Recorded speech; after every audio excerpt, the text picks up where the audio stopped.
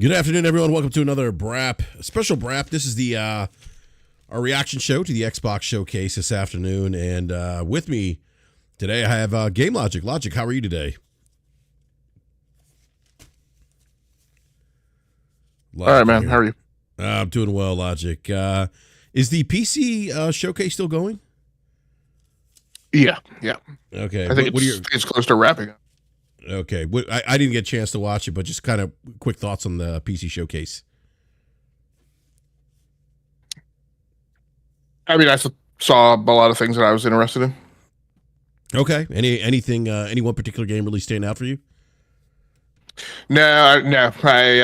I need to go back over my notes, so I don't really have anything to put out about that right now.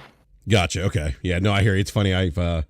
As I was watching the Xbox Showcase, I too I whipped out my notepad and was writing and trying to watch at the same time I'm writing. And at best, I think what I have amounts to basically hieroglyphics. Like it's not pretty. So, but anyhow, Logic, happy you could join us this afternoon to discuss the Xbox Showcase. And before we do that, I want to give a big shout out to everyone in the live chat. Again, thank you so much for joining us this afternoon. If you could do me a favor, if you could just retweet the link. I'm going to drop the link here in the live chat. And yeah, let everyone know we're live. Retweet the link. Share it on Twitter, your favorite social media platform. Let a family member know that we're live. And have them come through. So, and hit that like button as well. And if you're new, subscribe, hit the bell notification so you are alerted when we go live. So, one sec here.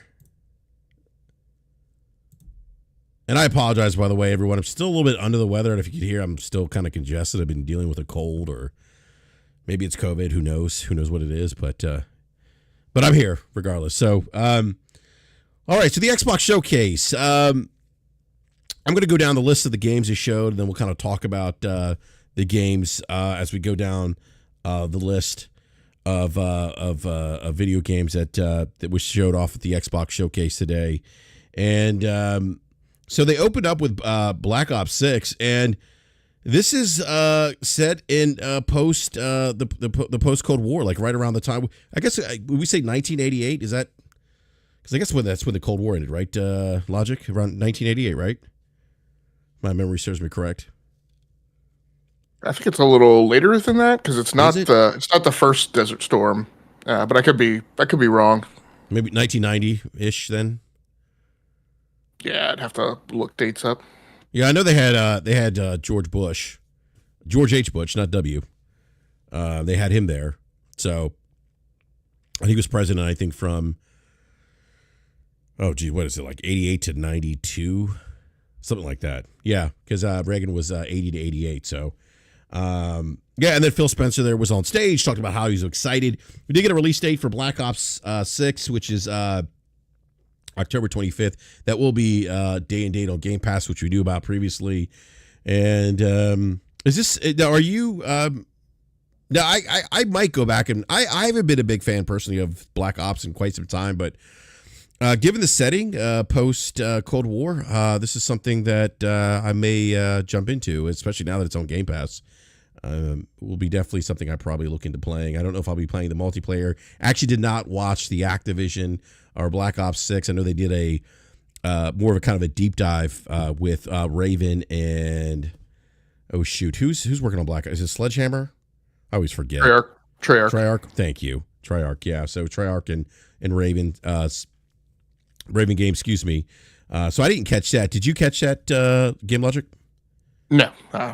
Okay, yeah, I didn't. Yeah, I just turned it off. I was like, okay, I'm done. I gotta go outside and enjoy the weather here a little bit. But yeah, I mean, this is something I'm definitely gonna pick up and play. Are you looking forward or interested in Black Ops 6? Yeah. Yep. The next game that they showed was the new Doom trailer, Dark Ages. That's coming out in 2025. Now, I'm a big Doom fan. Doom Eternal was a great game. We had Seeds on yesterday.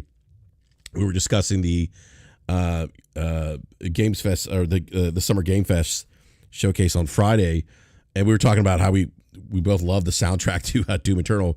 But this to me at least, no surprise, this game looked pretty good. And another game that I'm interested in playing comes out again 2025. They didn't give an exact release date. You said coming out in 2025. So what were your thoughts on the Doom trailer, Logic? Excuse me.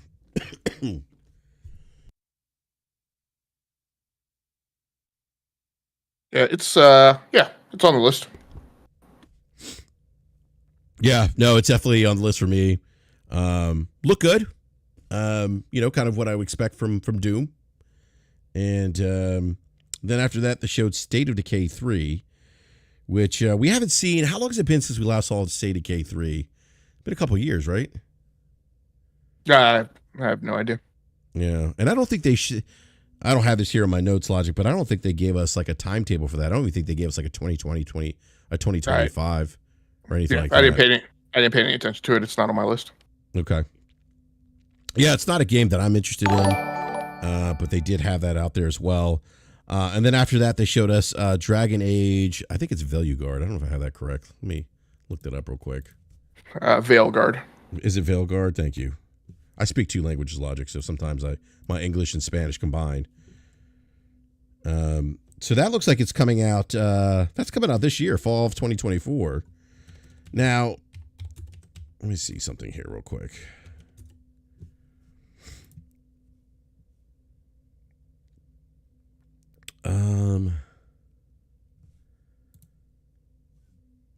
So did that to me, I don't know, Logic. Like and again, I'm just going off memory here. My memory's not that great, but just based on the trailer, it looked like kind of a more of a co-op type game.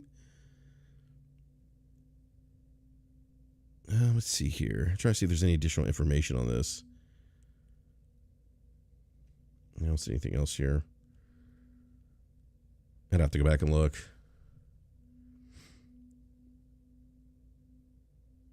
But anyhow, it is coming out to PlayStation 5, Windows, PC, Xbox Series consoles. What did you think about the Dragon Age trailer? Is that something you might be interested in, Logic?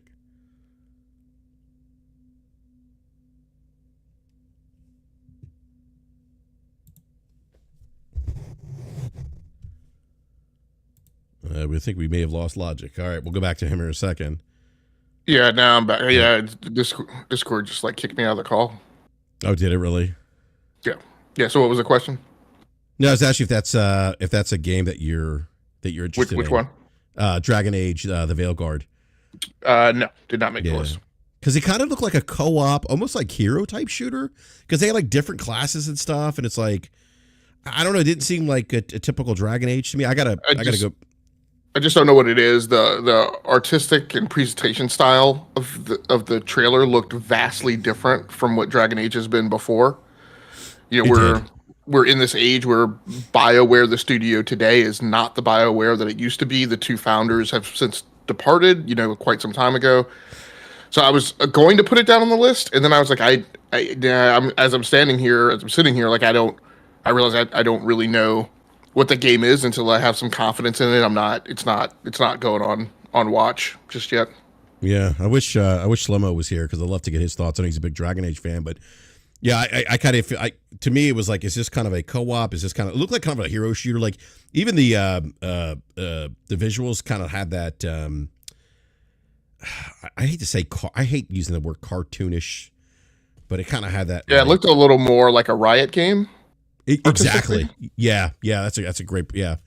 Yep. I would agree with that. Yeah. That's why I said hero shooter. But yeah, that's the kind of artistic, or that's the aesthetic that it had. So I was kind of like, okay, is this kind of a co-op game? Like, is this a hero shooter? Like, what is this? So I mean, it was kind of. I was looking forward to Dragon Age, but I get the sense, and I could be wrong, this may not be your typical Dragon Age. So, so that I did not put that as my one of the games that. I put in the checkbox of a game that I'm interested in. Next was Starfield Shattered Space, which we all knew was coming. That's releasing fall of this year.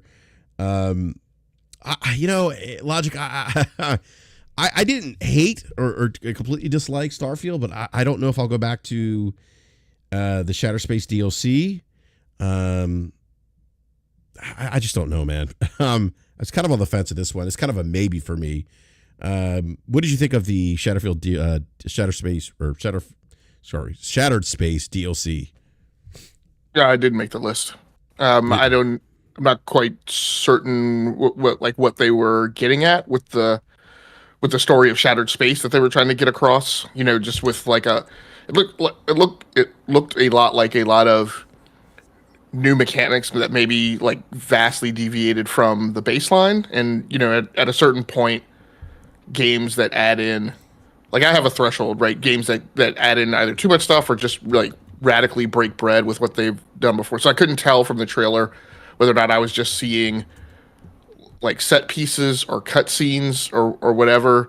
It just really didn't hook my interest. And I also acknowledge the reality that as much as I said I would be playing Starfield, as like a living game, a continuing game, I haven't gone back to Starfield and touched it since that initial launch and the initial like 44 hours or whatever I put in. So I did make the list. It is interesting that it has new content dropping tonight. Sounds like a new like mini campaign, like one of those side missions with you know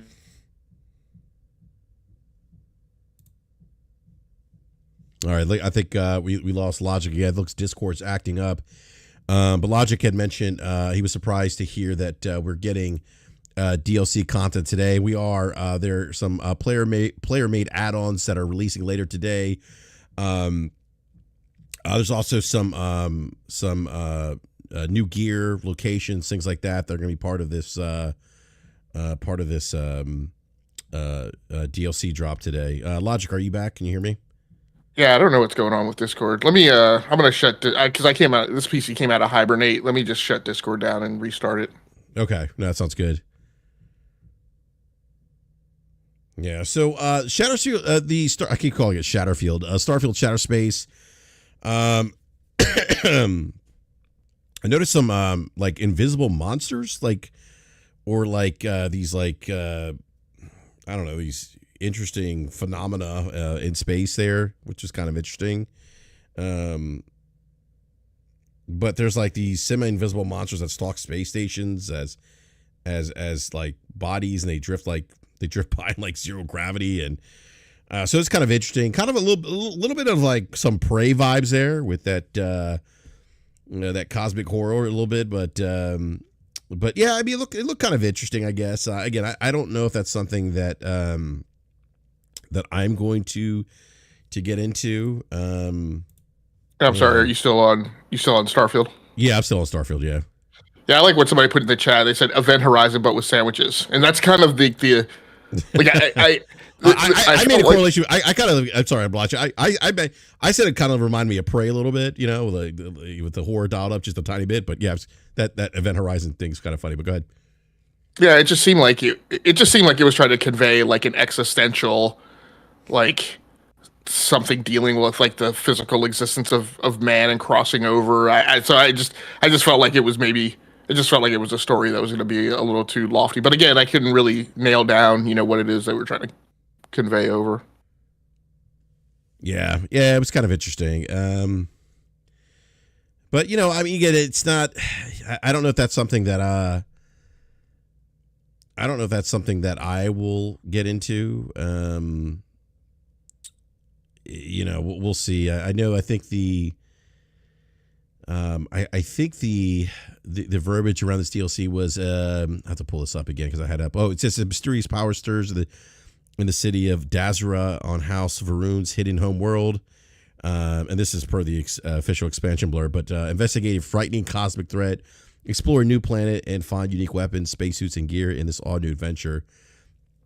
So that's kind of interesting because I am playing if you've played the game, I get the sense that there was anything frightening in terms of a cosmic threat in Starfield, but yeah, so that's where they're going with this the story with this DLC. So again, not sure if that's something I'm going to be playing. So we also got Fallout 76 DLC. It's coming June of this year, this month actually, and I always like the Fallout commercials, Game Logic. So I always appreciate those commercials, like with Vault Tech. But this isn't something that's on my radar. The one thing I thought was kind of cool was you will be able to play as a ghoul in next year. And I think that was something that with the chatter around the with the Fallout 76 or Fallout TV series on Amazon Prime, one of the main characters being a ghoul. One of the things that I saw in conversation around that particular show was, hey, would it be cool if you could actually play as a ghoul in Fallout? So that's actually be something you'll be able to do next year. Is Fallout 76, is that any interest there, Logic?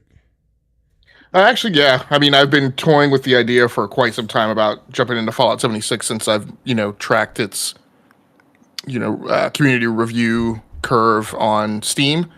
And I keep saying it's one of those things I have on the list. Keep saying it's a homework assignment I'm going to get into. Then with today's announcement, Shenandoah is a place that for a large part of my life I would go to every year. That was just kind of like at the Skyline Drive. May. Yeah. So the fact that now it's like a lot of Fallout fans will play a Fallout game because it the area that you're operating in is their stomping yard, and so this kind of brings it home for me. So yeah, I am going to actually jump into Fallout 76 for this DLC. Yeah, I thought it was cool that they referenced Skyline Drive, the Shenandoah. I thought that was cool. Fallout 76 does take place in West Virginia, or Appalachias, and yeah, I mean, I did try out Fallout 76. It's been some time, but I haven't had anyone to play it with. So that's the other problem. I think if I had a group of people to run Fallout 76, maybe I'd go back to it. But yeah, I mean, this again, not something that's on my list, but maybe something that I'd be open to getting back to if I, found a group of people that would that I could play with. So there was also the next game that they showed was like world premiere. There was a couple of those, by the way, and this is by Sandfall Interactive, Expedition 33. So this game gave me a lot of that turn-based JRPG like gameplay. This is a game coming out 2025. Actually, I thought this game looked kind of interesting. Logic, it's kind of on my my list of like to learn a little bit more about it. But this one looked kind of interesting. What were your thoughts on Expedition 33? Pretty much the exact same thing. It's on my list, but it's on my list with a P as a possible. Because this is where I get to, and this is not an Xbox thing. This is a thing that I've commented on this several times. So quite frankly, none of you knuckleheads who come in here saying that we're constantly down on Xbox, you guys could just go kick rocks. I said what I didn't want to see this year was what everyone did last year, which was show us games and let us walk away with having zero concept of what that game is, and that was what this trailer was. I have absolutely no idea. I don't know if this is a first-person shooter, a third-person action-adventure. I don't know if it's RPG heavy, right? Like, I mean, I have some assumptions that I made about it.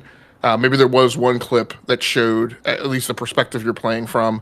But again, that's even difficult for me to keep straight across the 4 different shows that I watched and probably like the 40-something plus games that I saw this weekend. Mm-hmm. So I love the premise.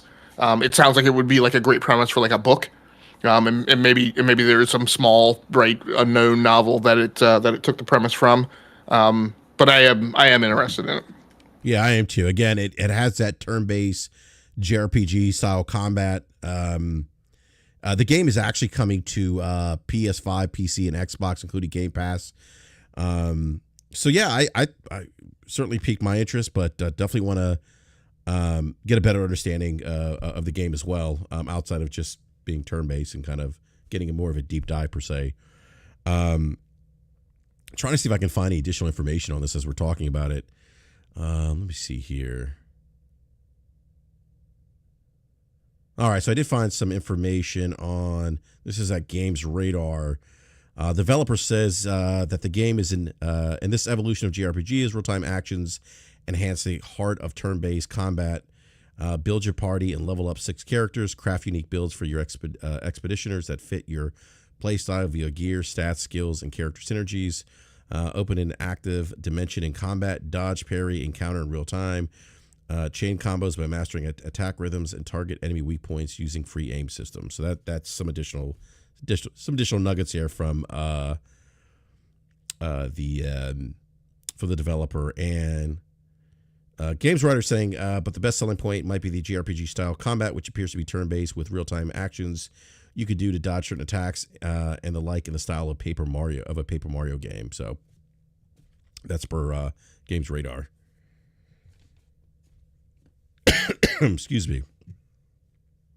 Before we get to the next game, I'm going to grab some of these super chats here real quick. Donnell Brown with a $5 super chat says, I was rolling yesterday. You were talking crap to someone named Donnell19 yesterday. I was like, what did I do? No, that wasn't you, Donnell. It was someone else in the live, in the comment section. Victory with the $5 super chat says, I'll have to wait a bit for some of these games since I'm on PlayStation. I'm willing to wait till next year for Perfect Dark and others. Thank you for that those two super chats here, gentlemen. And by the way, hit that like button if you haven't done so already. And I do want to go to Compulsion Games. Now, when they first showed South of Midnight, wasn't a game that was really on my radar, Logic. But I got to say, I actually really liked the new gameplay trailer. And they showed us some gameplay footage. And I got to say, this game's definitely on my radar now. I like what I saw. Some of it gave us a little bit of the traversal, some of the combat, and I got to say it's definitely a game that's made my list now. And it looks like it will be coming out sometime in 2025. So, what are your thoughts on South of Midnight? Because if I'm not mistaken, Lodge, I believe this is one of the games that when they showed, I think it was last year, or maybe it was 2 years ago. I don't remember, but I know it was one of the games that you were interested in as well. Well, I was interested in the premise, and again, to target yet another demographic who hates us. I was interested in the DEI, and I do like the gameplay that I saw today. My complaint about this game last year was again the same thing. You know, they showed kind of a story trailer, a premise trailer, a setup trailer, but didn't really tell us what the game was. And yeah, I agree. I like the gameplay that I saw today. So, are you saying that this game there was forced inclusion in this game? Well, yeah, I mean, anytime a game features, a main character that isn't white male and heterosexual, it must be because of DEI. You forgot, and Christian, by the way. Oh, that's true. I left that one out. Yeah, exactly. So, yeah. And then after that, they showed us, they got some Blizzard stuff. World of Warcraft, War Within. It's coming out August 2024.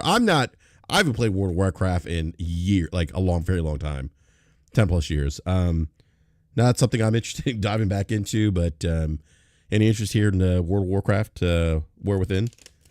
No.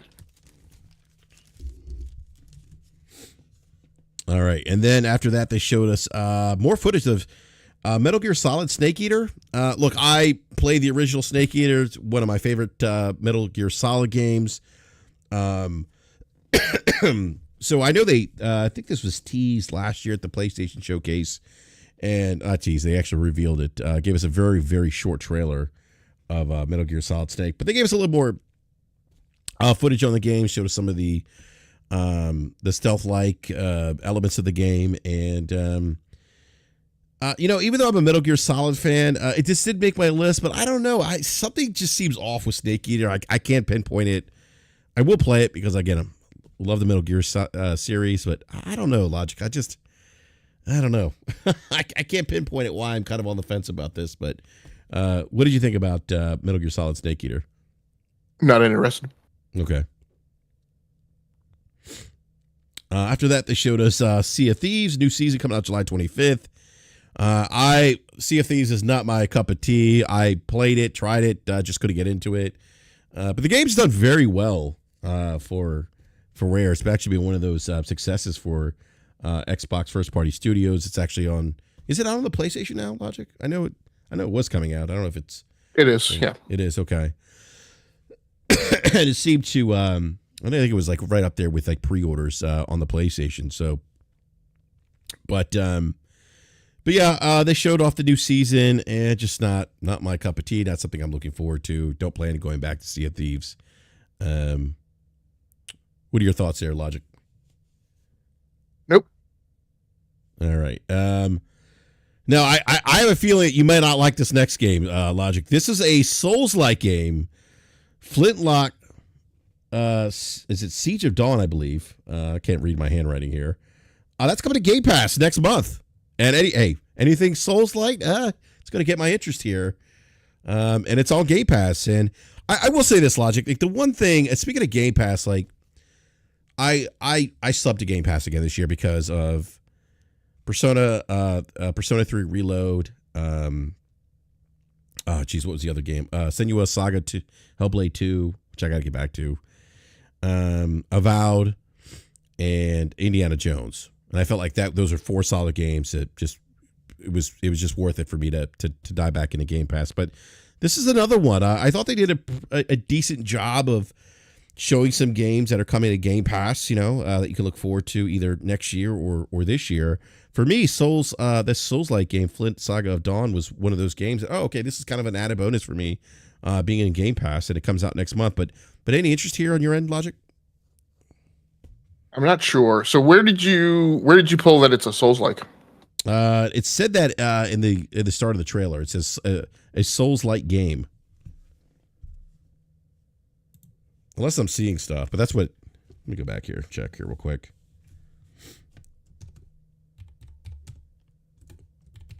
Look this up. Because I believe it said it like right at the start of the trailer. Oh, okay.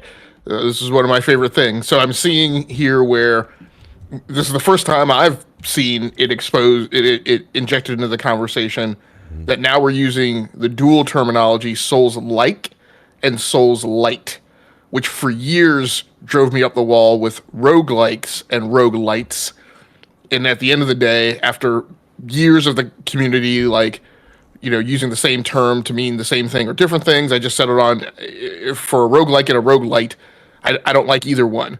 So it doesn't make it okay because it's a roguelite. Now, I have not seen the application of this term Souls-light. That maybe there's some differentiation there, but as of right now, you're indicating that it is a Souls-like, which I knew there was something. No, I wrote it on my list. I said I apologize if I said Soul-like. I meant Souls-light. I thought I said Souls-like, but yeah, it's advertised as a Souls-light game. Yeah, and my problem is I don't know what that means, and I don't know what they think they mean from a design perspective. So, as of right now, I've taken it off my list until I see. Until the game comes out and I'm able to read more about exactly, what the deal is behind this thing. Yeah. Anytime, Logic, you know me, I'm a Souls fan. Anytime I hear anything Souls-light or like, it's going to pique my interest. Yeah, and I'm the exact opposite. What I've done over this weekend is I've made my list of games, and anytime when I'm pulling the thread on additional detail, I come across that they are a roguelike or a Souls-like, I take them off the list. Gotcha. I mean, this does look more, as I'm looking at the trailer again, definitely has a lot of very much like action adventure, has some like RPG, like magic elements, and then there's some combat sequences that are Souls-light. I could see that in the pairing and stuff. But I think it's probably more. There's probably some small elements of Souls, but I'm leaning, just as I watch the trailer again, that it's probably more action adventure oriented with some elements of RPG than it is more Souls. So, and I think Souls, that's kind of interesting to call it Souls-light. I'd have to play it to kind of see like what the real true elements of this of Souls kind of sprinkle in that game, like what that really means, like what that experience looks like or feels like. So. But it's on Game Pass, so for me, it's something that I'll definitely try out. And again, it comes out next month. So, they also showed us Age of Mythology that comes out September of this year. That also is coming to Game Pass. Not a game that I'm interested in playing. But what were your thoughts on Age of Mythology, Logic? Yeah, it's on my list. I played the original back in the day. Looking very forward to this remake, remaster, whatever it is. Either way, it's fine with me. But definitely a thing that I will play. So is this because I've never played Age of Mythology? Is it kind of like Age of Empires? Is that? It is. It's basically Age of Empires with a mythological riff to it. Oh, okay, gotcha. Yeah, I did see that where they had it looked like it was Zeus, like Roman. Yeah, if I'm not, Greeks, and then. if I'm not mistaken, I want to say I'd have to go back and look. I think this was one where like, I want to say the original game had 3 distinct campaigns. Like it wasn't like a game where it had one campaign, so you would play through the campaign as one faction, and then you could access the other factions in not multiplayer, but in like conquer the world mode or just standalone scenarios. I want to say this one had like small-ish campaigns for each faction, but I'm not sure. But yeah, I'm looking forward to playing this. I mean, at this point, I'll remark the vast majority of these games that I saw, I'm going to be playing them on PC. So to me, the entirety of the weekend was a lot of publisher conferences. I did not walk away from this show, with any emotional attachment to the console itself or Xbox. It was all, a lot of games that are going to come out, and I'm going to pick and choose, what platforms I go play them on. The vast majority of these I'll be playing on PC. Yeah, excuse me, Logic. No, I'm with you there. I was thinking along the same lines too with a lot of the games that I checked off as games that I wanted to play. So, the other game, and then after that they showed us, and this is a game that we talked about that we wanted to see from the coalition, or I'm sorry, not the coalition, the initiative, because we haven't seen anything since they teased Perfect Dark Zero, but they showed us Perfect Dark Zero. It does seem like this game's a little ways out, but they did give us an idea kind of what some of the combat looks like. Look, I love Perfect Dark Zero when it came out on the Xbox 360. I said Perfect Dark Zero in the beginning. I apologize. It's Perfect Dark. But Perfect Dark Zero is one of those games on the Xbox 360 I played early on. And, you can see some of the stealth elements, some of the like different tech gadgets that Joanna Dark was using. What'd you think of the trailer, Logic? It looked fine. This is on my list as a question mark, just because, I mean, what we saw like part of the stealth mechanics, which like stealth mechanics are an element of games that I tolerate. They're not an element of games that I particularly like, outside of maybe where there's like stealth takedowns, I mean, I did like some of the, combat avoidance in like Death Stranding. I like the stealth takedowns that are available in the Spider-Man games, the Arkham games, things like that. Those things are okay. But what we saw today was mostly like intelligence gathering, and it was neat, but it didn't. I mean, at the end of the day, what matters to me is the combat, and we still haven't seen that. So, again, I am highly skeptical that this venture between the Initiative and Crystal Dynamics is gonna get pulled off and executed. So, and it's on my list as something I continue to be interested in, but they need to show me more of what the thing is before I settle on it. Yeah. It made my list of games that I want to play. It really a lot of it's nostalgia for me. I'll admit that. But I do want to see more in terms of the combat. They did show us some like of the gunplay mechanics, and I think there's some sequences where I think there was some hand-to-hand combat. I think she may have kicked someone's legs out from under them, if I remember the trailer correctly. But definitely need to see more in terms of actual in gameplay combat.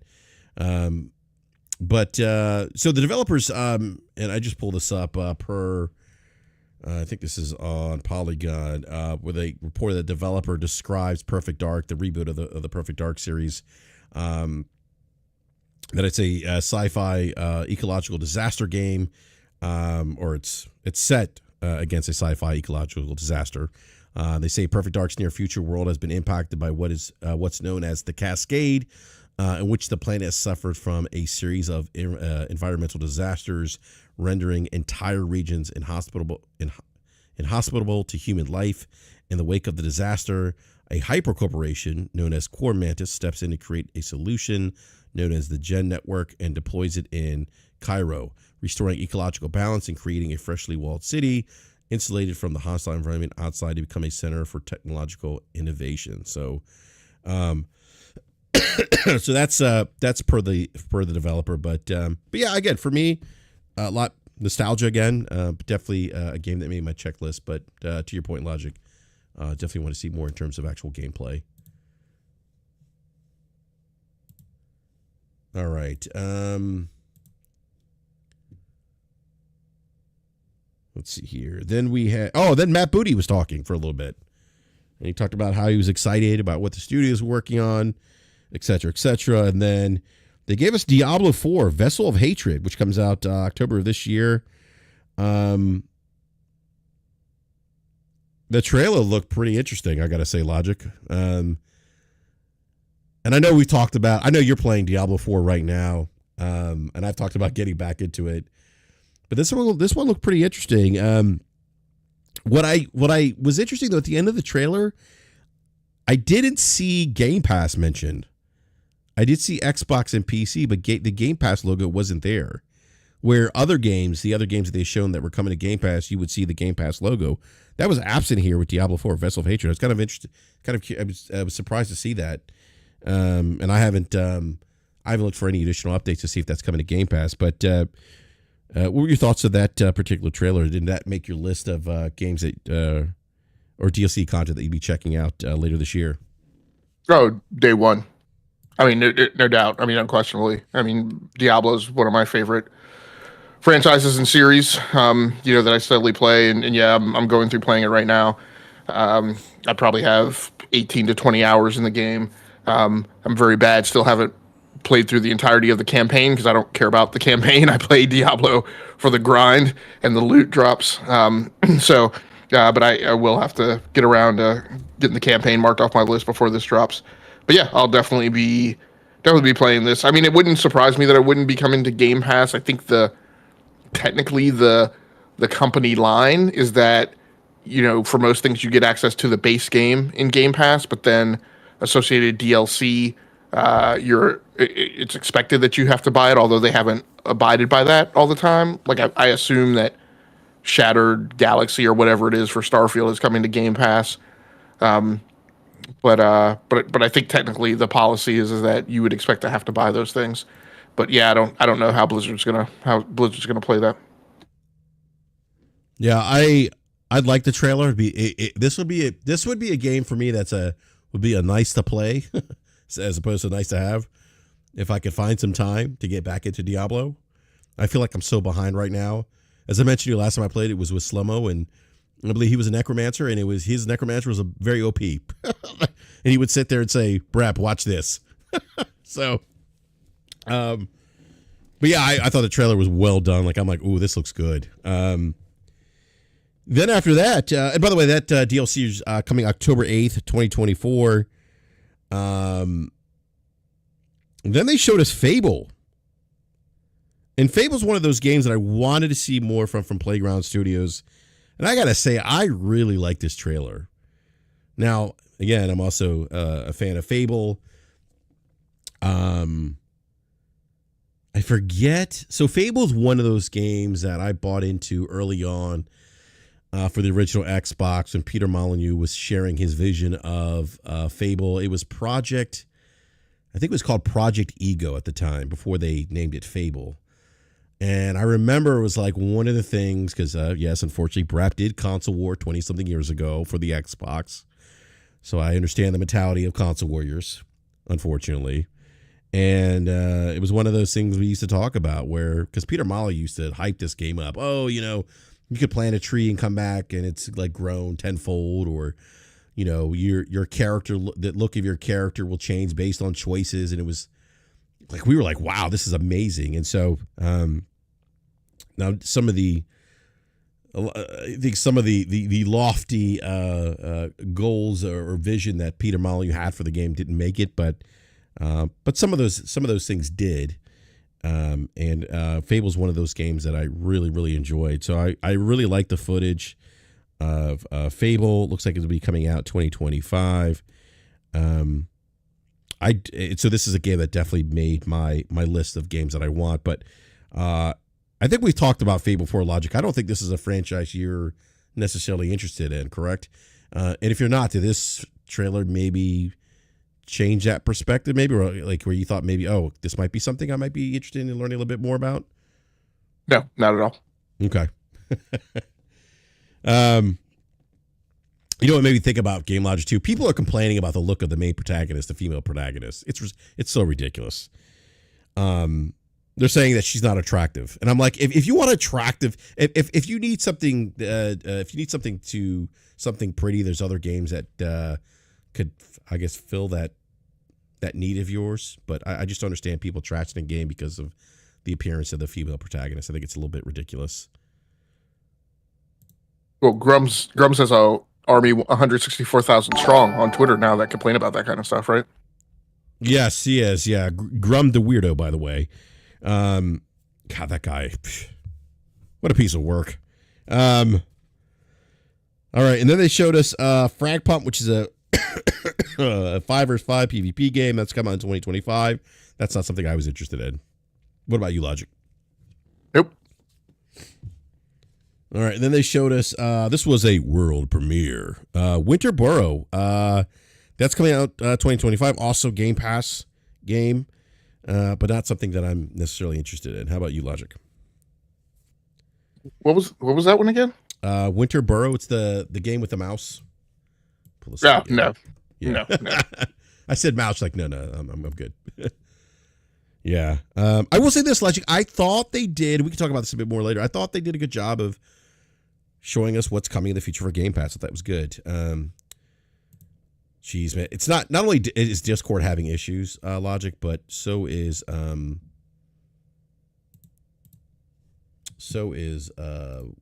Streamlabs.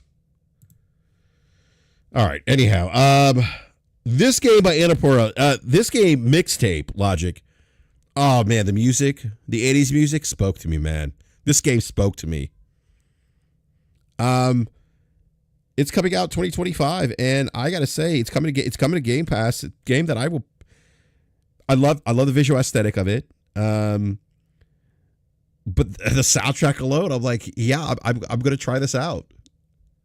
I'm gonna try it out. So, what did you think of Mixtape? Yeah, is this the one that they did a rundown of bands and stuff at the end of the trailer? They included music from. Yeah, exactly. It had like Iggy Pop and Smashing Pumpkins. Yep. Yeah. I thought visually very super interesting. But as I looked at the game, I was like, I'm not going to put games on my watch list just because of ageist nostalgia or or because I like the visual style. There's got to be something more to the game, right, to hook me to warrant me periodically checking in on it. So yeah, that one didn't make my list. Yeah. As you know, I'm a sucker for nostalgia, Logic, and just that trailer. It's also Annapurna's made some good games. In my opinion.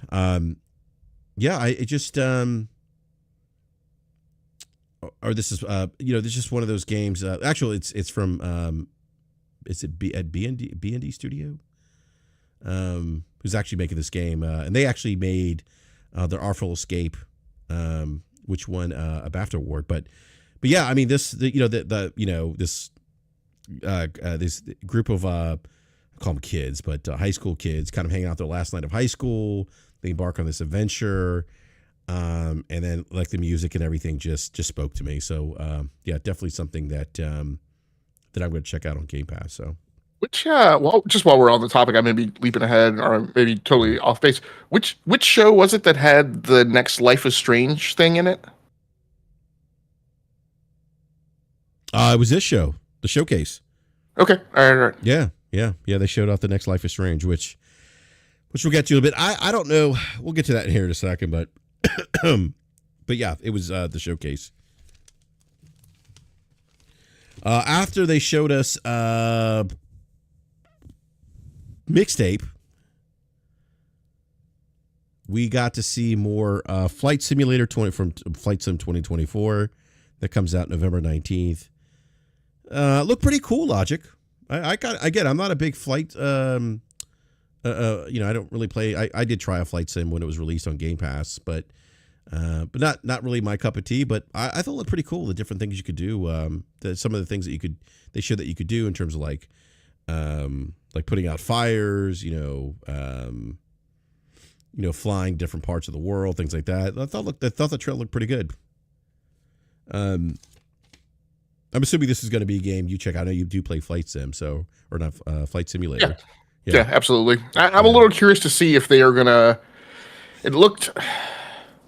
I couldn't tell if they're trying to shoehorn like a campaign into it, or if that's totally open and a lot, available for you to kind of pursue as you see fit.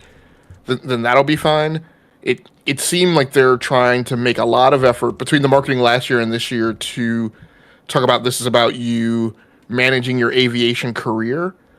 So I can't tell if they're going to structure a lot of these mission-based things in as some type of campaign in an effort to hook people who need more gamification in vehicular simulators, which kind of taking the Forza Horizon route, which I understand it, but I'm just a very clinical vehicle sim person, so I don't need that stuff in my games. I like Gran Turismo, but I frequently get frustrated with the way Gran Turismo gamifies things. Where I always say in racing games, I don't need all your crap. I just need a bunch of cars and a bunch of tracks and a bunch of things to unlock, and then just leave me alone and get out of my face to go race. So it'll be interesting to see if they're going down that path with Flight Simulator. Yeah. Yeah, I mean, for me, like somebody who doesn't necessarily want to like hop in a plane and just simulate the experience of flying from one part of the United States to the other part, I did find it. What I did like from the showcase or from the showing of Flight Simulator 2024 were some of the things you just mentioned, like the ability to do like aerial firefighting, or like be part of a search and rescue team, air ambulances. There were some agricultural, like aviation things there too. There was where you, I guess, picked up like an advertisement sign and kind of flew that around. I thought that was kind of interesting. So yeah, it's gonna be interesting to see if like those things are like options or kind of like ingrained more into kind of I guess like a story arc. And maybe I'll have a little more tolerance for something like that if the area, like the search and rescue thing, like if there's like a ton of missions in the search and rescue branch, and you can say, okay, hey, I want to be a search and rescue person, and they have like 24 search and rescue missions, and then there will be follow-on DLC. That's a thing. But if they're gonna pull you through like a survey sim type of campaign, where like every mission you're doing like a different aviation thing, that I'm not really interested in. You'd like to see it more segmented out, like, okay, here's search and rescue, here's firefighting. Yeah, no, that makes sense. Yeah, because I think if you because I, at least in my, like, if I enjoyed, let's say, the firefighting aspect, I wouldn't, and I didn't enjoy the other aspects like advertisement per se, right? Like where there's that scene where the plane snatches the advertisement, flies around the beach. Like that's not something that I would probably enjoy doing, and I'd probably want to go back to the firefighting if that's something that I really enjoyed doing. So, then they showed us Elder Scrolls Online. I'm not an Elder Scrolls Online fan. I do like Elder Scrolls, but not something that I'm interested in. I know it's a 10-year anniversary too for Elder Scrolls. So, and then Square Enix showed us Life is Strange, Double Exposure. So that's coming out October 29th, 2024. It's been some time since I played Life is Strange. I just haven't had any desire to go back to the series. This really didn't move the needle for me. Double Exposure looks interesting, but not something I think I'll go back to. But what about you, Logic? What game is this again? I'm sorry. Life is Strange, Double Exposure. Yeah, no, I'm very happy it exists. I'm glad it's out there for people. I think it's artistically definitely relevant on the landscape, but just not something personally that I'm going to get into. Yeah. The next game they showed us was Indiana Jones. They gave us some new footage here, Logic. I'm looking forward to this game. A lot of like indie humor, that kind of banter back and forth was there in this trailer. my only complaints in it's in first person, but I like what they showed here. Again, more of a trailer and then kind of showing us some additional footage, showing us footage that we've already seen. But I'm looking forward to this game. Again, a lot of it's nostalgia for me. We'll see how this game plays out in terms of its mechanics and storytelling and things, and we'll see if they stick to landing. Machine Games is working on this. There's some pedigree there with Machine Games, but I did like the new footage. Now, they told us, again, coming 2024. They didn't give us an exact release date in 2024, which, for me at least, made me ask the question, are they unsure? Could this thing slide in 2025? What are your thoughts on Indiana Jones, Logic? It's still on the list. I continue to be interested. I think the problem I had with today was, number one positive. Like I really like that it appears that they are going to, and I think Ramon's in the chat, and I think he was going, he and I were talking, and I think we're of the same mind that, right, like Indiana Jones, like those movies, that mythology, like that, he's not a shooter, right? He barely pulls like a weapon, across the movies, and I was very interested to see in one of the hand-to-hand exchanges, him throw a block, which means that seems like that's something that's within like the player control to be able to do. So there's kind of some pugilistic, skills and gameplay mechanics there that I think will be neat. The one thing that gives me a little hesitation is actually a thing about the trailer that I loved today. I loved first of all, the German character who was the antagonist in that scene. Loved that character. I love when he went off and did like that Americans, you have your Saturday morning cartoons or whatever, and he did the whole like slapstick routine. That was hilarious. And then I loved when he and Indy were, gosh, what was it? They there was like, I can't remember exactly the sequence, but like the box started sliding across the deck on the battleship, and like started to go over the side, and like the two of them like avoided being taken over the side by the box or something like that, and they looked at each other and like had like a brief momentary exchange of like smiles or a small laugh that they were happy that they both avoided getting killed, and then they go to fight. The problem I had was, so there's this whole thing of how the camera is gonna snap in and out of third person and first person. So what I couldn't tell is like, wait a second, how much of that is scripted? Like, and how much of that is going to be like that? That's the dynamic I don't understand. Like we talked a little bit this year about Hellblade 2 and how so much of the animation sequences in the course of combat are scripted, and at least there the camera remains the same. You're constantly in that third person view. So it's going to be weird. Like if that entire sequence is scripted, maybe then that's fine. That sequence went on for a very long time. So pacing and that whole like taking the controller out of the player's hand, that type of thing. I just don't know how well that's gonna play. Yeah, how it's gonna translate. Yeah, that's a great point. But yeah, the kind of banter back and forth, I thought was kind of interesting. I thought it was funny. You're right, when the German antagonist, when he's making fun of Americans and he does like the little dance. Right. Yeah.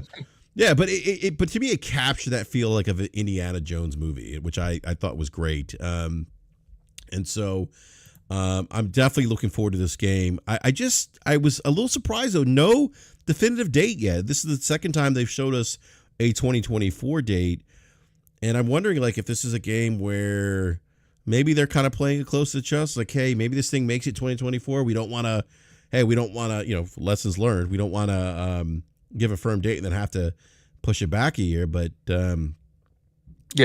what sticks with me is they skated by dates in the January showcase for Starfield at Forza. In the end to that story was that they were delayed. Yeah, exactly. Yeah, so it begs the question, at least for me, what if this game is going to not make it in 2024 and maybe get pushed back to the early part of 2025. But we'll see. We'll certainly see. So then they showed us Mecha Break, which is a mech game. Not interested, not my cup of tea. That is coming out in 2025 with the beta coming out, I think, in August of this year. Any interest there, Logic? Yeah, lots. So this game has shown up. This game has shown up, I think, 3 times this weekend. It was in Summer Games Fest. It was in, I think, the Future Games Show, and it was also in the Xbox Showcase. So at least twice, maybe 3 times. They're pre-registering people now. 346,000 people have pre-registered. They had a closed beta. They had a closed beta back in April. They have another beta test going on in August. Now, their closed beta in April was for PC only. I believe the August beta is also PC only. They had an alpha back in January. The game will have 3 different modes: 3v3 arena, 6v6 battlefield, and PvEVP for up to 60 players. Games being built in Unreal Engine 4 by Amazing CSUN Games, which is in a studio out of Zhuhai, China. That team has done one other game that they have up on Steam with mostly positive reviews at 79%. That game is called Snowbreak Containment Zone, which came out in December of 2023. So they just shipped a game last December.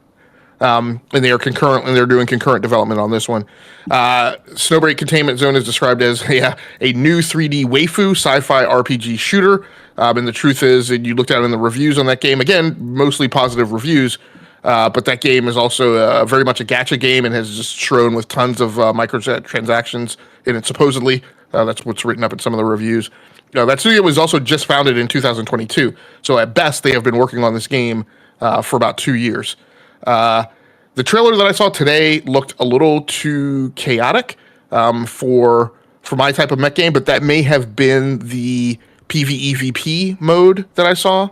What they showed on screen to me showed a game that just was very difficult to track enemies and combatants. But again, that may have been because I may have been looking at a mode that was just like chock full of AI NPC enemies, which in that type of situation, that's fine. But we'll have to see. But definitely on my list. Super interested in this. This may be my replacement for Chrome Hounds now. 20 years later. Yeah, I was gonna say it gave me a little bit of. I think you mentioned Chrome Hounds. Gave me a little bit of that, and also Mech Assault a little bit. But I don't have to go. I need to go back and look at these other trailers. I guess I may have missed the other trailers. You said this one was a bit more chaotic, so for me it was kind of like, okay, like what is this? It seems like a lot of noise going on the screen at once. Well, right, that's kind of what it. Yeah. Yeah, so I may need to go back and look at the other trailers because, I was thinking, this kind of reminds me of like Mech Assault, like Chrome Hounds, but Mech Assault like with mechs, and that's one of the games that I enjoyed early, the original Xbox. But I probably just need to go back and look at some of these other trailers. I probably missed the trailer that was revealed at the Summer Games Fest showcase. So, so that beta is for consoles August of this year. They didn't give us. I don't think we have an actual date in August, right? Because I haven't seen that. I'm looking here and I don't see anything. I didn't. August. I didn't see the actual date for it. Okay. All right, and then we got a trailer for Wu Chang Fallen Feathers. That looked interesting to me too. That comes out 2025 on Game Pass. That gave me Souls vibes a bit. Let me look this game up because I was actually, here we go, Wu Chang Fallen Feathers. That will be coming to PlayStation 5, PC, Xbox Series X and S. And so, I actually like that trailer. It looked pretty interesting. Again, gave me kind of that Souls vibes a little bit. And as everyone knows, anything Souls-ish I'm going to be interested in. But what did you think of that reveal trailer or that trailer for Wu Chang? It's on the list. I love the presentation, but it's on the list with a question mark again because they told us absolutely nothing about what that game actually is. Yeah, I made my list because it reminded me of a Souls game. So, but yeah, no, definitely. Yeah. So actually, and I've seen a Souls-like action role-playing game developed by Lindsay Games, Chinese indie studio founded in 2016. Takes us to the Ming Dynasty of ancient China. Based on historic events, Wu Chang Fallen Feathers focuses on fictional character Wu Chang and her journey of seeking the truth. So definitely looking forward to more of that. All right, Logic. After that, they showed us Avowed. And look, I love the pedigree by Obsidian. Avowed is one of those games that's on my list. One of the reasons why I subscribe back to Game Pass. Again, like Indiana Jones, we're not getting a firm release date other than, hey, it's coming out in 2024. But I liked what they showed here with Avowed. They gave us some more footage. And is this a game that made your checklist, Logic? And do you think this might be a game that maybe slips back into 2025? No, did not make my list. Okay. Have you played any of the Obsidian, any of the other Obsidian games? Fallout Vegas, or Fallout New Vegas, I should say. Pentiment. Well, I go back with Obsidian to when I forget all the specific details about their pedigree, but I mean their lineage goes back to like Interplay and Black Isle games, and then eventually Obsidian. So I go back to Obsidian way old school, back to Icewind Dale, back to when they were doing games. Yeah, so I was with Obsidian before they were Obsidian, and I'm very familiar with their pedigree, but. The story of Avowed, in conjunction with like what I'm seeing on screen, just hasn't hooked me. That all being said, I don't always show up for Obsidian games like day one. Like I'm playing, and I always mess this up because there were two. Like I've been playing, Outer Worlds, but like I didn't feel that was something that I needed to like play like right away. Like I picked it up when it came out as a collection, right, with all the DLC included. So I'm super interested just because it's Obsidian, but I haven't been convinced to get down out of my seat, right, to go and engage with that right off the bat. Yeah, I love how you go like really old school with Obsidian. By the way, like you mentioned, like Icewind Dale, like that is like what 20? That's 20 plus years ago. It's early 2000s, yeah. Yeah, I mean, I should say I probably go back as far as you, but not to that specific game. I'm looking at when they partnered with BioWare with Star Wars Knights of the Old Republic 2, the Sith Lords. Yeah. I mean, Icewind Dale was 2000. So, yeah. So, but yeah, no, that, I mean, that's, and then obviously, the work they did on Fallout New Vegas, which I think is one of the best Fallout games in the Fallout franchise. And then they also did, what was the game they released? Well, and actually, Avowed's actually set in the Pillars of Eternity universe. What was the other game they came out with? Oh, Outer Worlds. Did you play Outer Worlds? Yeah, that's the one I was talking about. I didn't go in on it right away. I came to it like a year out later. I picked it up as a collection. Yeah, with all the DLC. Yeah, I actually did. I didn't complete Outer Worlds, but I did enjoy it. I thought it was. And I think that's the thing. Like Obsidian games, to me, like the hook for an Obsidian game is a game that doesn't take itself too seriously. Right, a game that kind of has some like you look at the stuff that they're like really known for now. With these younger generations who don't have all the history, and you're looking at Grounded, you're looking at Pentiment. Like, and that's in Outer Worlds, right, which has its own kind of quirky humor around it. And Avowed just feels like it's a game that's taking itself too seriously. And I'm not saying that I think that means that it's going to be bad. I'm saying it just doesn't speak to me in the same way that the past Obsidian pedigree has.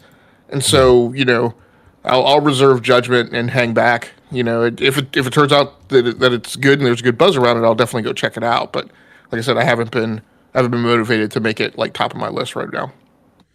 Yeah, I know the last time they showed Avowed, they talked about the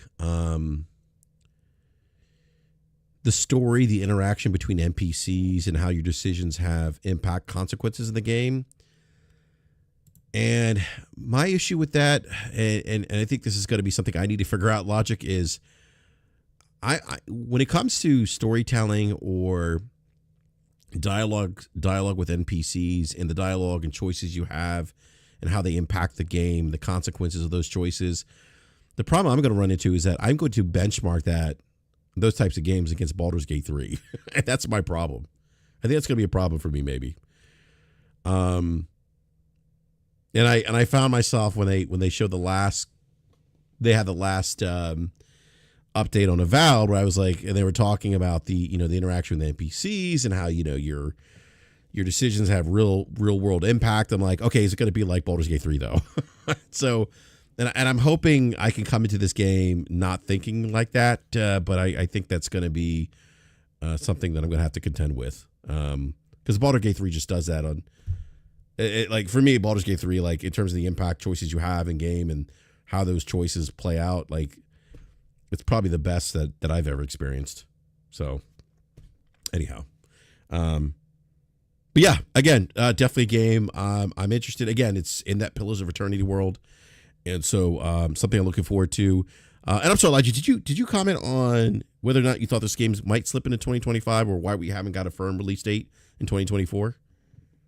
No, I mean, I don't really care. I mean, it's like I said, the only thing I can go by is, the most recent, speed bumps, which has been just, that it seems like when you're in a window when you should be expecting something and they don't speak to it, that means that it's delayed, that they know that it's going to be delayed, and they're deliberately skating by it right in the hopes that nobody notices.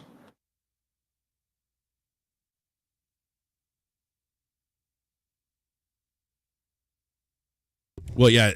I'm sorry, Lodge. Can you hear me? I think I lost. Yeah. Okay. No, I was gonna say, I hope it's not delayed past 2024. It's one of those games again, like with Indiana Jones. That one of the reasons why I re-upped Game Pass this year. So let me grab a super chat real quick by Bobby Jackson with the $10 super chat. Thank you for that, Bobby. Says, even if a lot of these games end up on PlayStation 5, if I was an Xbox owner, I wouldn't be mad if I have a Game Pass.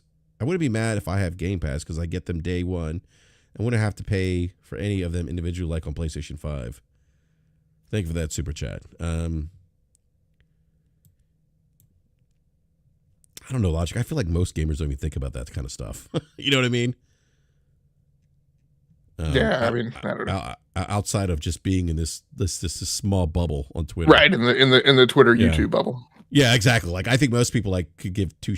Like if you're on PlayStation 5 and you get a Valve, like you probably give two shits if you're paying. I'm not going to say everyone. I'm sure somebody might be like, I wish I had Game Pass, but I think generally speaking, I think most people would be like, okay, I got a game I wanted. I paid $7 for it, but I'm enjoying it. And just theoretically, you bought a PlayStation knowing that PlayStation doesn't have Game Pass. Theoretically, you bought an Xbox because Xbox has Game Pass, and those things shouldn't surprise you. So, yeah, that's a great point. Yeah, yep. So, did you get the other? There was another super chat from Victory. Oh, no, I did not get that. Victory, the $5 super chat. Thank you for that, Logic. I'll have to wait a bit for some of these games since I'm on PlayStation. I'm willing to wait next year for Perfect Dark and others. That's kind of what we talked about on Wednesday. This part of the conversation is going to be if and when these games do come to or will come to PlayStation. We don't know. There's I just. Big shout out to Christopher Dring. I know Christopher Dring and his when he came out of GDC was talking about some of the conversations he was having, but he had said majority of the Xbox games will be coming to other platforms. So we just don't know which games will be coming and when they'll be coming. But I don't think I know some people I still see some people out there like say, oh, it's only 4 or 5. I don't think that's the case. I do certainly believe that there'll be some timed exclusivity for some of these games, but it wouldn't surprise me some of these games do make it to PlayStation 5 and Nintendo Switch at some point. All right, and then they showed us Atomfall, which kind of reminded me of a little bit of Fallout a bit. That is coming to Game Pass in 2025, but did not make my list, Logic. How about you? No. All right, and then they showed us Assassin's Creed Shadows, and Logic, I could not wait for them to show us the male protagonist. Oh my gosh, I forget his name now. Oh my goodness, what's his name? I'm gonna look this up now. The one everyone was upset about.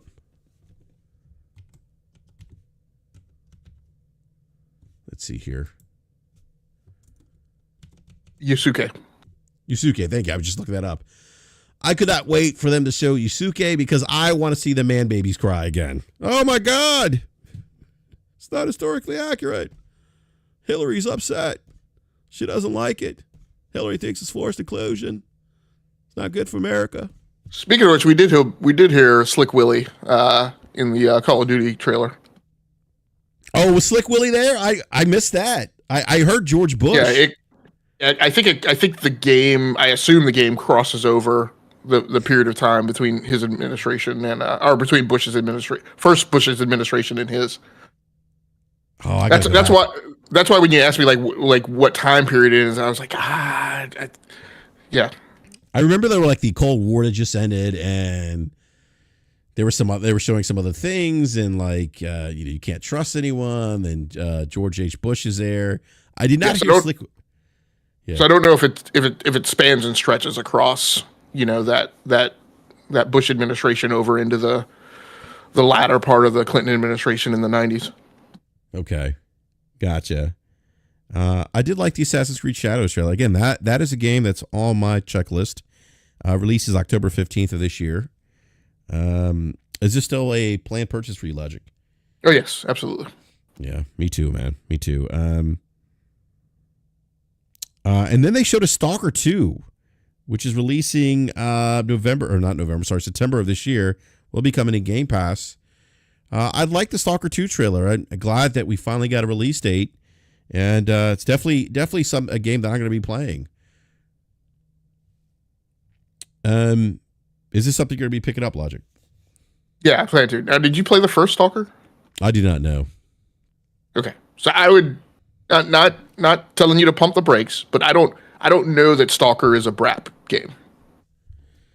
All right, is it anything? Is it anything like the Metro games? No. It is very. It has a lot of baggage. I don't know if I should be offended right now. Are you saying that I only play bangers and therefore that this is not a AAA banger? In my definition of what a banger is. This game is not hopped up on speed, right? Like it is very prodigious. It is very heavyweight, very burdensome. There's a lot of baggage associated with it. There's a lot of chore type of stuff, like building up your arsenal and gear and all that. Like it's very, like it's just not. It's what I want to say. Like you're constantly coming back to like your base camp, like wherever you're set up. You're constantly rummaging through your inventory and managing it. You then go out on like the next mission. It's just not like I said. It's not hopped up on speed. All right. So you said inventory management. Would you compare it to like Starfield in terms of inventory management, like Fallout, like?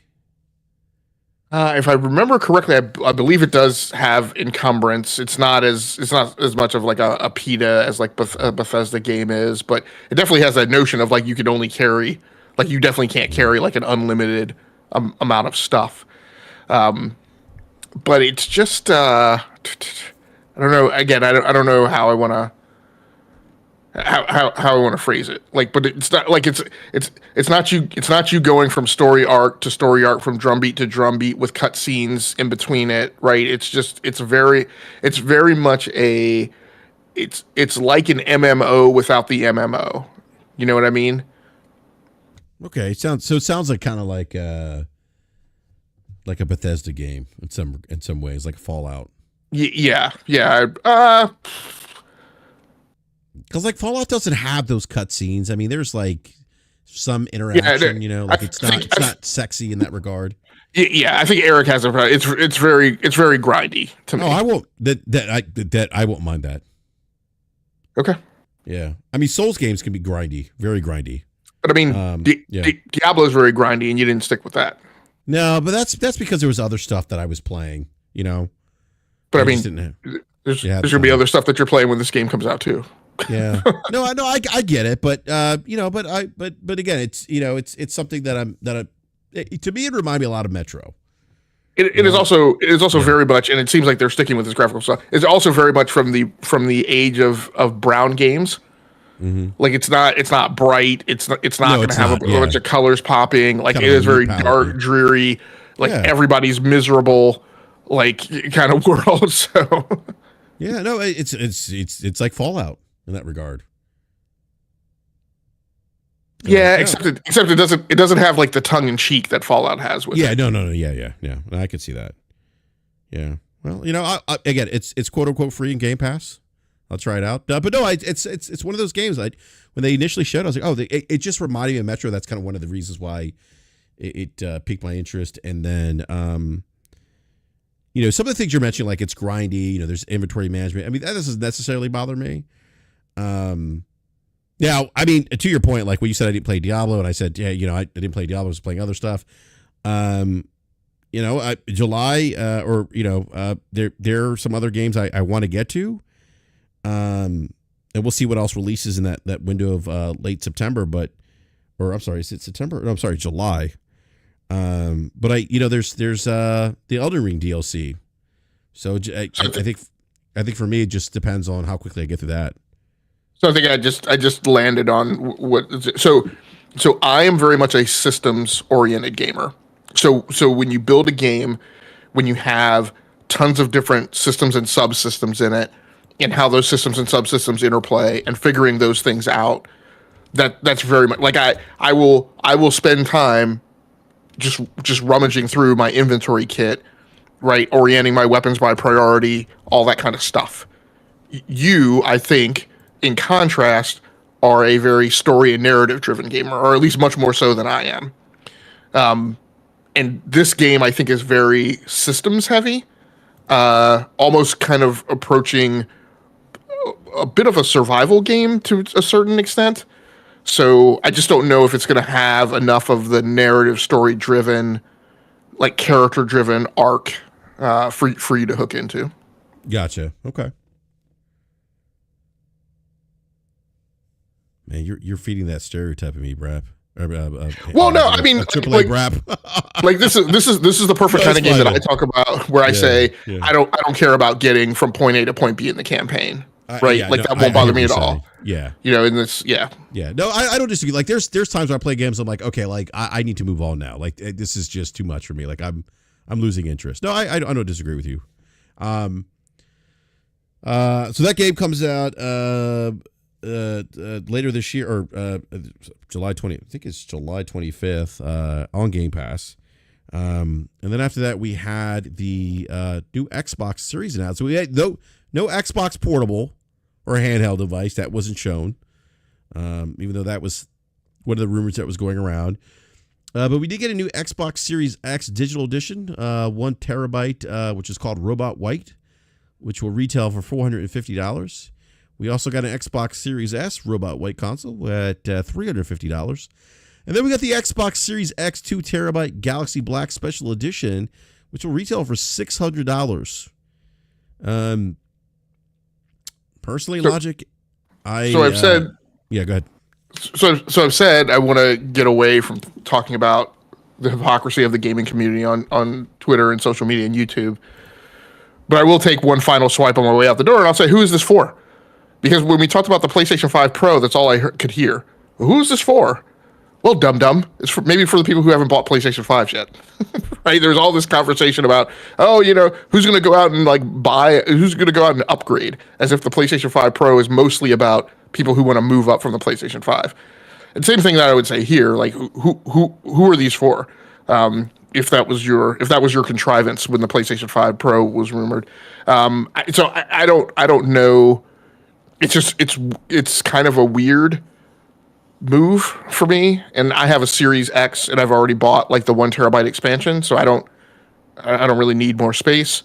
I love that quote from was it Star Trek 3? Congratulations, Mr. Scott, you've closed the barn door after the horse has already come home. So I mean, that's great for people who are gonna be buying series consoles from here on out and into the future. But the sales arc to date hasn't been great. So I'm not. I mean, if there's manufacturing efficiencies in here and cost savings that help Xbox, then that's great. But like I just really, from a strategic perspective, I almost don't know, like why. There's additional colors, I think, for each of the SKUs. You're now going to have white Xbox Series X's, whereas you've only had black, and the Series S with the storage upgrade has only been in the black colorway, and now that there's going to be a white variant as well. So I mean that's great. I just don't know, like, it didn't seem that there was a necessarily a demand signal for that, but but as a differentiator, it's nice that you'll be able to get a Series X now with 2 TB. So, yeah, I mean, I guess if you're a mid generation buyer, like a lot of people are, now, and you've kind of ignored all the nonsense from the first half of the generation. Now you walk into a store and there's the Series X and the PlayStation 5 on the shelf, and the Series X has 2 TB. That may sway some people. Yeah, I mean, and if you get the Seagate storage expansion card for the Xbox Series X or S, it's $150. So I mean, that's not there's no cheaper route to go if you want to get additional 1 TB of storage. No, but I suspect those will drop in price once that 2 TB SKU is on the shelf. Yeah. Because why would somebody go out and incur a greater cost of a with the expansion card if they could just get the $600 2 TB version? Yeah. Yeah, I thought that $600 is kind of expensive. People are struggling to put food on their table, but maybe it helps keep the kids off the street. I don't know, Logic. That is rather a bold move when theoretically you think, I mean, because don't we think the PlayStation 5 Pro is coming out? Has that been officially announced that the Pro is going to be $600? So now you're going to get the Pro with a GPU upgrade? So people have speculated that the PlayStation 5 will be releasing sometime this fall, and that the price point will be about $600. If it is $600, I mean, if I'm looking, me personally, depending on what I value more as a consumer, which for me, I would be more of an upgrade as opposed to an upgrade in storage, because I could easily just delete games. But I understand not everyone's like me. To me, the better value would be the $600 PlayStation 5 Pro. If I'm new to the console space and I'm looking at spending that much, but yeah, I just it's kind of I was surprised by the price point, but given the current storage solutions with the Seagate, being at $150 for additional terabyte, the price in that regard makes sense. I just think this is probably for somebody who doesn't mind spending the $600, wants that additional 1 TB. But in my opinion, I think this could potentially be a tough sale for at $600 for additional 1 TB. But that's just me not seeing value in that. But again, it's neat that the variant is out there. I just don't know. I don't know. It's not a zeitgeist thing, I think gets people like super excited. Yeah, no, it's definitely for a specific consumer that is okay with spending $600 for the additional 1 TB. That person's not me though. I do like the new colors introduced. The white, I think look pretty clean. But yeah, yeah, and it's an all digital white Series X at 1 TB, right? It's a new white colorway Series S at 1 TB, and it is a with disk drive Series X at 2 TB, right? So theoretically, theoretically, I assume what would happen, although I was wrong when I made this assumption about Nintendo. The new Series X is dropping, and the 1 TB black Series X is just going to go away. So this will be the new thing, and the new default baseline will be the 2 TB box at $600. Yeah. Is the white 1 TB Series X, is that the new $500 SKU? That's $450. The digital one. It's a digital white Series X at $450. That's actually not horrible orientation of their pricing tiers. I mean, if you're creating the feeling that you're getting the same capability as the baseline Series X minus the disk drive, and we just have to admit that fewer and fewer people care about disk drives now, that you're somehow getting a better deal with it now dropping to $450, and then you've got headroom for the 2 TB version, which comes off feeling like a little more Uber. maybe that that's not horrible. At least for now. Until, like I said, until and unless a PlayStation 5 Pro actually shows up and comes in at the same price. Yeah, I think the Series S one's kind of a that to me that's more of a that in my opinion it's a better deal in terms of upgrade of storage because you're going from 512 to a gig of storage for a $50 price increase. Well, yeah, but I mean and again, I don't know how informed consumers are when they walk into the GameStop or the Best Buy, but you're plunking that down for a console that is at times being skipped. So I just don't know that I would, even though it's a super cheap Game Pass box, right? I just don't know that that's I would figure that into the mix, before making that buying decision, I guess. Yeah, and these consoles will be ready for the holiday, in time for the holiday. And Sarah Bond did say that they're hard at work at the they're hard at work with their next generation of Xbox consoles. She talked about that as well. I'm glad that it appears that Sarah Bond, that they've gotten her some coaching on public speaking at the executive level.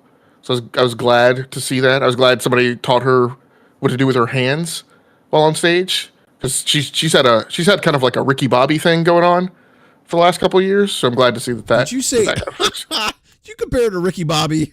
Oh, yeah, remember the Ricky Bobby scene when he was first like, I don't know what to do with my hands. Yeah, what do I do with my hands? He's like, and remember he was like talking like right directly to the mic. Right. Yeah. That's funny, man. What do I do with my hands? Do I keep them? Yeah. Eric Rodriguez says shake and bake.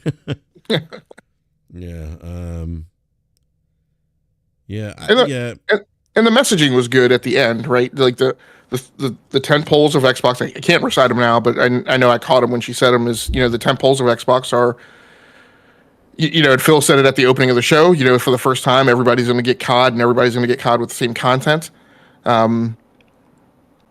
Sarah Bond intoned, a message of commitment to hardware. Again, the whiff I got off of that is it's not necessarily a commitment to standard console hardware. It's hardware that's going to be, probably something slightly different, right? But for the Xbox faithful, again, I keep going back to this, boutique kind of approach that Microsoft Surface has. And she said one other thing. I want to say there were like 3 takeaways from that at the end. I think she said all first party studio content day one in Game Pass.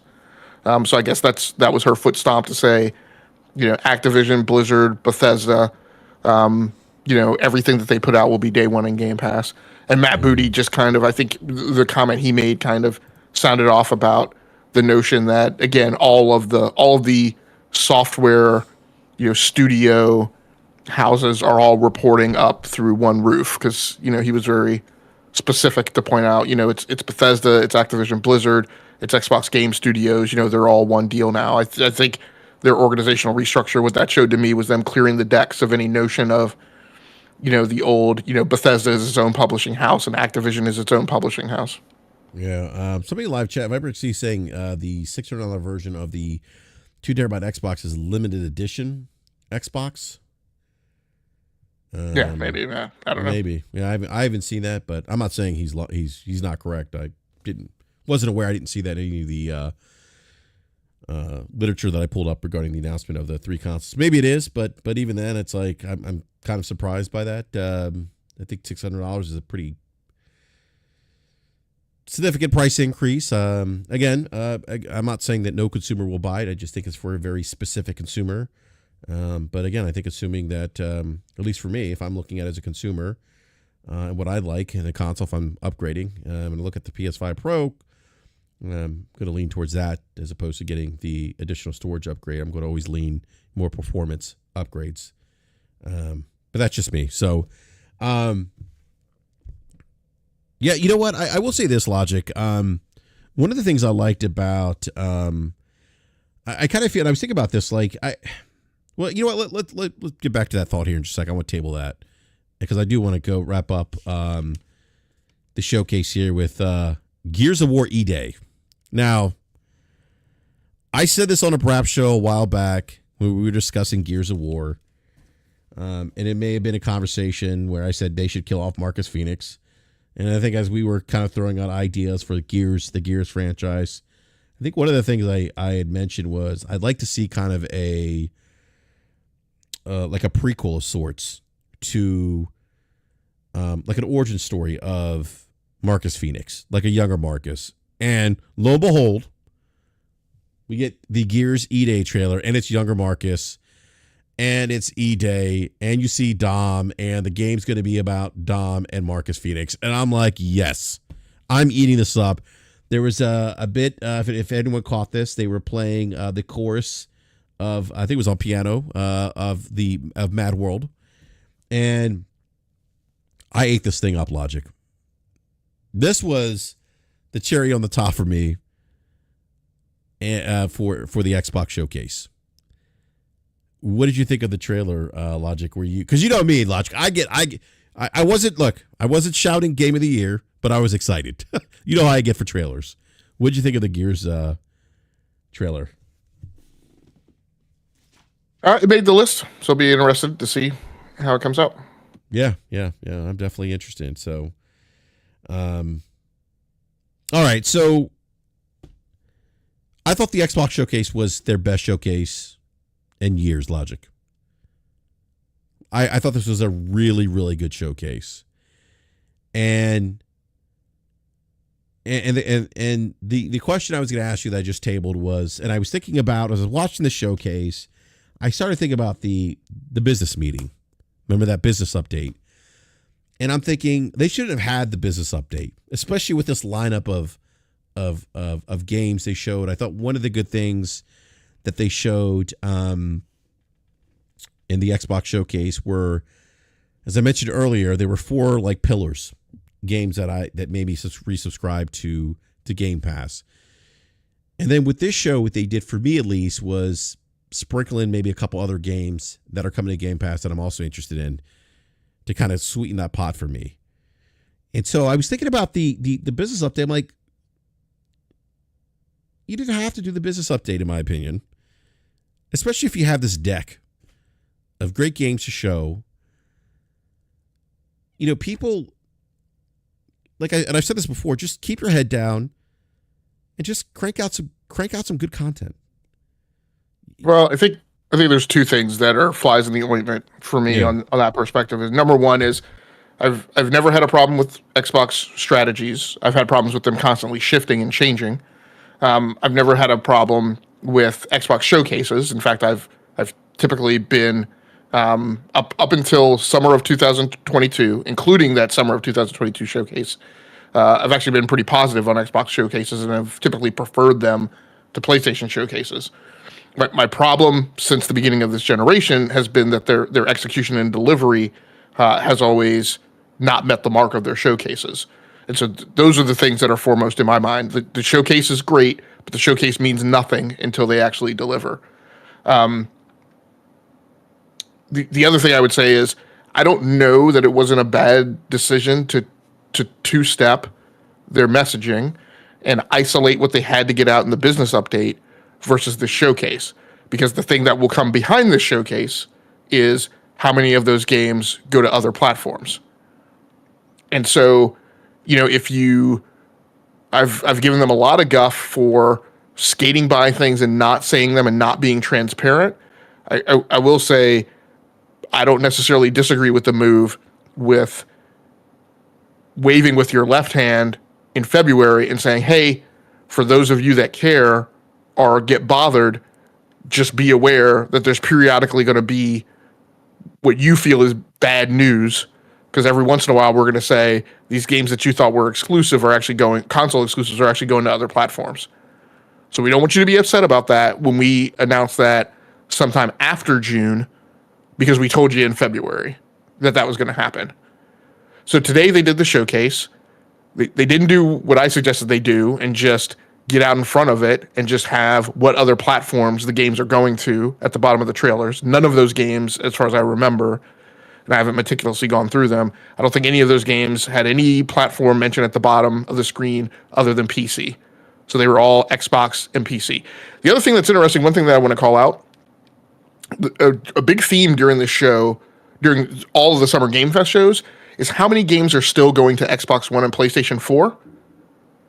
And as far as I remember, again, it didn't jump out at me, not saying I'm meticulously going through them. I don't recall seeing anything in today's showcase that said it was going to Xbox One. So there's, again, this continuing weird dynamic around the industry where lots of third parties are seeing upside to putting games on Xbox One and PlayStation 4 for that reason. I can understand the PlayStation 4 much more so than the Xbox One, given that we know what the sell-through was of the Xbox One last generation. So that's just a kind of a weirdism that's out there. But they didn't, and I guess their choice was we're not going to inject in their minds, we're not going to inject the confusion by saying, hey, these games are going to PlayStation 5 or these games are going to Nintendo Switch, or we just haven't made that decision yet. But by the same token, there's going to be some degree of confusion because people are going to see that, and as people in our chat have been saying, I'll wait to see if these games are going to show up on PlayStation. And the last thing I'll mention is the Galaxy, the Xbox Series X Galaxy Black 2TB SSD is listed as a special edition in the print at the bottom of the trailer right now today. And again, I don't know this, but what I'm assuming as a consumer is that special edition is a reference to the colorway, and that after this, I would expect we would just see standard regular black Xbox Series X's at the 2TB SKU. But gotcha. Yeah, I could be wrong. Okay. Yeah, again, I thought this was one of their best showcase in years. I thought going into this with all the studios they have now that they would be showing us a lot of games, and maybe this is kind of an unfair expectation, but I think moving forward, for me at least, I would believe they would be showing us even more games because of all the studios they have. So for me, it's when I look at their showcase, I'm looking at, okay, from at least first party perspective, even third party to an extent, I'm looking at, okay, well, are they going to have games that are going to keep me subscribed to Game Pass? And for me, if they do that, then it's a good showcase for me. Then it's a good because I'll keep coming back to Game Pass and be able to play all these games. And I thought they did a really good job at that. And even with some games, listing some games that are coming to Game Pass next year. And I have to go back and look at my list. There may be maybe one or two that I'd be interested in playing next year. I thought they did a really good job at that. And obviously giving us, I think for me, there was one game in particular I really wanted to see an update on. That was Perfect Dark, the reboot of that franchise, and they showed that, and I thought that was great. And then the other game I wanted to see was either Gear 6 or some kind of Gears game. We got that. That was great. So yeah, this is one of their, like I said, the better showcases in the last couple of years that I've seen. And I did put out a poll on Twitter asking everyone how they graded the showcase, and 65.7% respondents gave it an A, 22.2% gave it a B. 4% of people actually gave it a D. I'm like, you guys are crazy. I'm sorry, I just don't agree with that.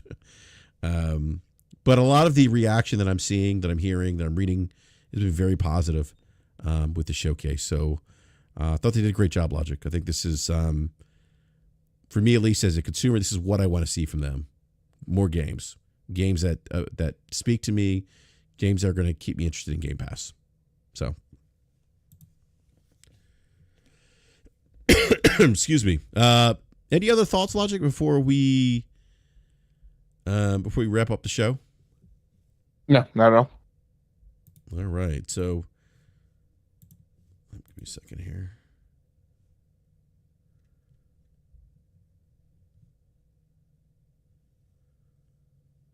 Oh boy, Logic. I just read the BRAP DM. It's like, this is my issue. The Xbox content creators who are celebrating this like they just won the Stanley Cup, raising it in the air, drinking champagne out of it. Just stop doing that. Because every time you do this, something happens. And to your point, Logic, I think you may have said this earlier, they need to stick the landing here. While the games they showed were great, they still need to stick the landing. So let's not celebrate just yet. I mean, this is my problem with the great hypocrisy, right? And so the voice track this year has been every screen is an Xbox. Right, in that the game is the platform. So if every screen is an Xbox and the game is the platform, then why does the grading of a platform centric and why does a victory lap for a platform centric showcase mean anything? To me, the big takeaway from this weekend is I've regarded all of these showcases that have gone down as publisher showcases, showing the games that are going to be put on offer. And then I'm going to decide what platforms I'm going to go play them on. And so, to me, my regard for the Xbox showcase was much more so a publisher showcase in the same way that Ubisoft showcase will be tomorrow, that I'm very much looking forward to, in the same way that EA's showcase would have been, in the same way that an Activision showcase would have been, a 2K, whatever. So, it's just I don't understand. I don't understand the swerve and the drifting around the corner of asserting that console sales don't matter, that's the old model, games should be everywhere, but then we're going to turn around and celebrate. Like I don't get it. It seems again that there's like a conversational circle that's hyper specific to Twitter and YouTube that doesn't really matter in the real world of games. So, I mean, I'll leave those people to that circle and let them be happy with it. Yeah, and I don't think those people truly love gaming. I know you said that too, and I don't disagree with you. I really don't. In my mind, I never thought of Sony or Nintendo today. I just didn't. I didn't look at this event and be like, oh well, what does Sony or Nintendo have? I didn't think about that. I'm like, oh, there's a lot of great stuff here that I'm interested in as a gamer, and I celebrate that. But I don't disagree with your point about the hypocrisy. And it's unfortunate. And it's unfortunate that some of these individuals who are saying these things are content creators and unfortunately have a voice and have influence. That scares me a bit. But I should say it scares me. It's more disappointing. And I think just devalues the conversation around video games. Anyhow, all right. So on that note, I want to say thank you to everyone in the live chat for hanging out with us this afternoon, late afternoon, early evening. Really appreciate the support as always. Do me a favor, hit that like button if you haven't done so already. And if you're new, subscribe, hit the bell notification so you're alerted when we go live. We will be back for BRAP this Wednesday night at 9 p.m. Eastern Time. So come back, hang out with us in the panel. And Logic, I don't know if you want to be found, but if you do, let everyone know where they can find you. Yeah, so in an hour and a half over on the E2KG Network podcasting channel, we'll be doing the Enough to Keep Going weekly games video games podcast. We'll also be running down the games that we've seen, but we'll be covering the entirety of the weekend from the shows that we've watched and talking about the games that went on the watch list for each individual co-host, regardless of what showcase they were on or regardless of what platform they're on. So, like I said, that'll be in roughly an hour and a half, 8:45 p.m. Eastern. Although we are sometimes as much as 15 minutes late. So, we will be live sometime between 8:45 and 9 p.m. Well, sounds good, man. All right, definitely check out E2KG. And again, thank you everyone for watching the show. Really appreciate it. Hope everyone's enjoyed this weekend. There's been a lot of great games that have been showcased, and I'm looking forward to playing many of these games. And let us know in the comment section below what games you're most interested in playing. And again, we will be back next Wednesday, or this coming Wednesday at 9 p.m. Eastern Time. Until then, take care, everyone, and we'll see you on Wednesday.